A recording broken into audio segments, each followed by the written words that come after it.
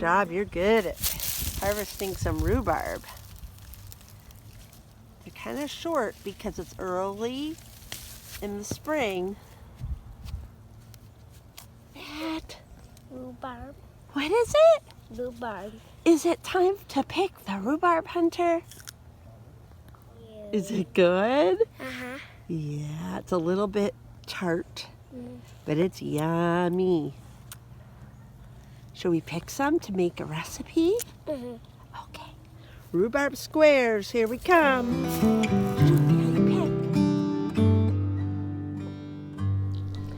Welcome back to the kitchen of Simply Garden and Home, as I'm going to show you how simple it is to make the wonderful rhubarb oatmeal bars that Jim has been promising you.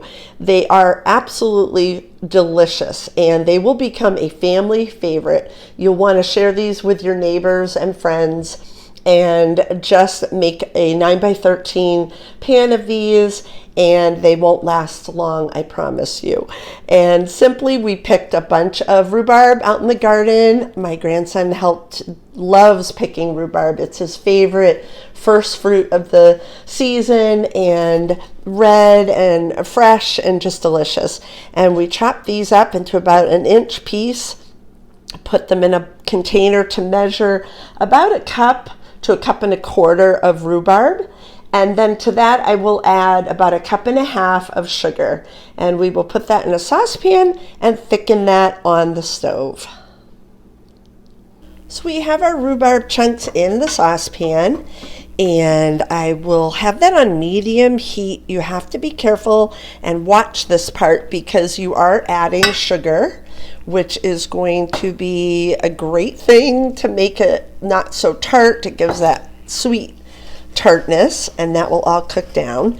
That was a cup and a half. It actually called for 2, but I have dropped that down to a cup and a half.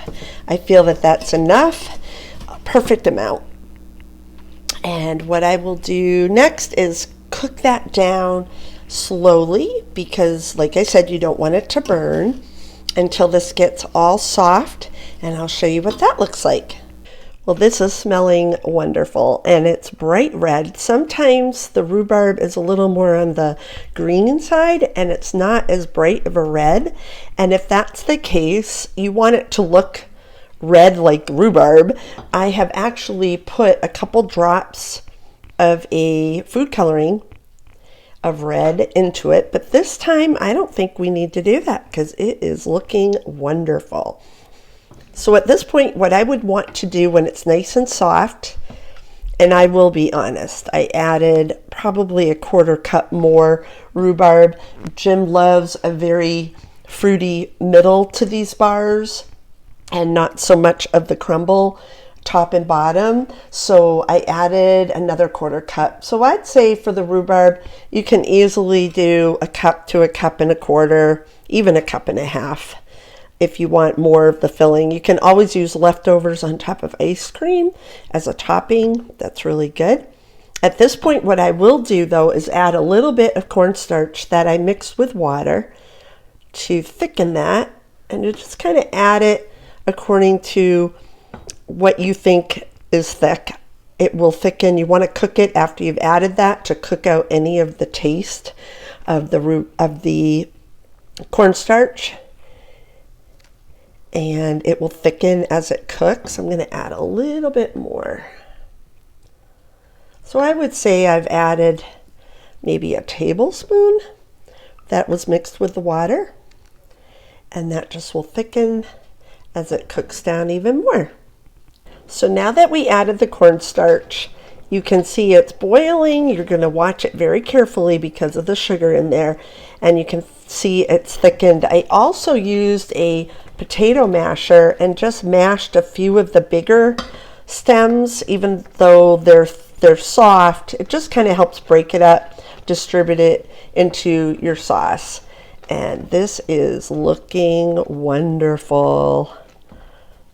You're going to let this cool at this point, so take it off the burner and just let that cool.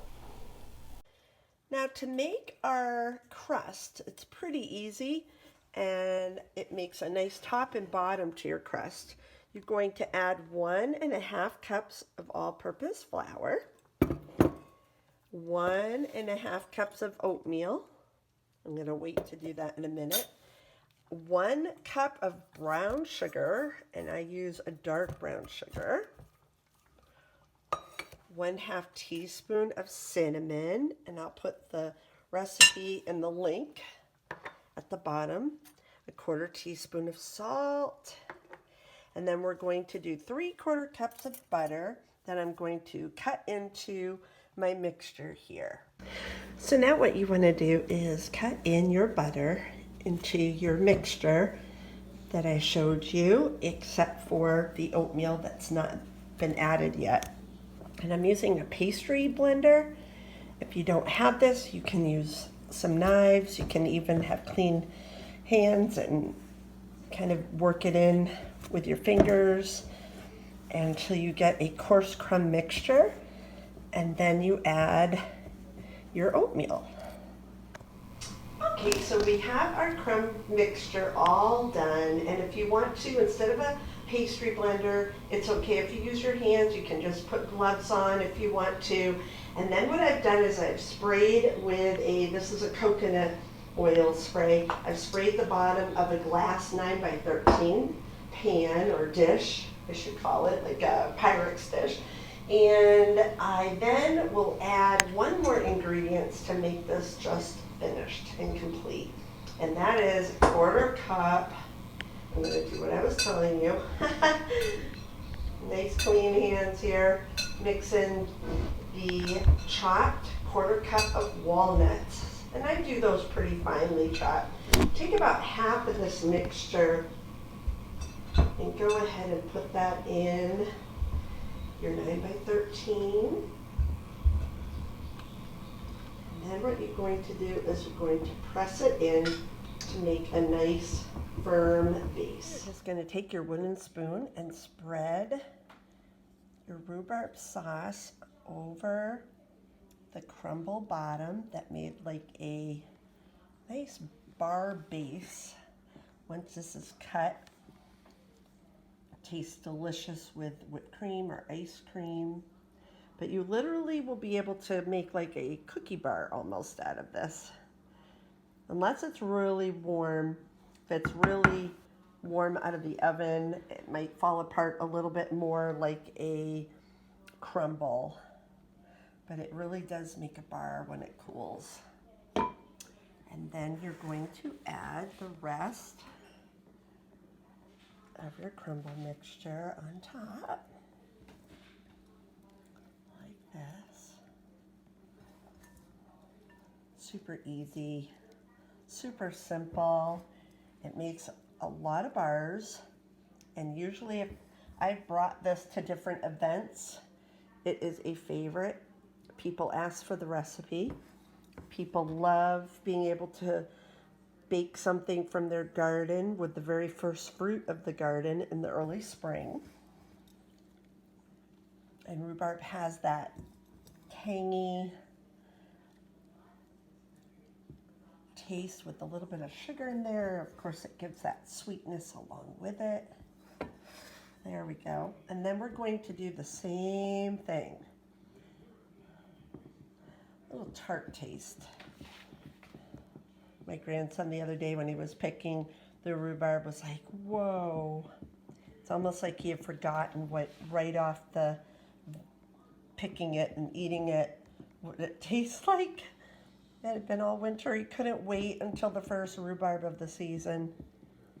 And that's as easy as it goes. Giving it that nice, pat, tight top. It will cook nice until it's golden brown. And that's how easy that is. You're going to put it in a 375 degree oven. Again, a 9x13 pan or a glass dish in this case for about 25 to 30 minutes. I check it at the 25-minute mark. And you're going to cool it on a rack and serve with ice cream is the best way. I'll show you what that looks like when it comes out. Well, the rhubarb bars are all done, And it looks like somebody already helped themselves. Absolutely. Hey, I gotta taste it. You know, I did grow the rhubarb, by the way. Actually, nature grew it by itself. This came, you guys picked it, but I'll tell you what. A little whipped cream on. That's not enough whipped cream, actually. Hold on a second here. That's not enough. There we go. Gotta do it right. All right, let's try this here. I know it's good. It always is. Yeah. Delicious. And You'll it's love warm. it. When it's warm, just came out. And recipe will be on the down below on the website. And enjoy. It's what this time of year is meant to be. Rhubarb squares.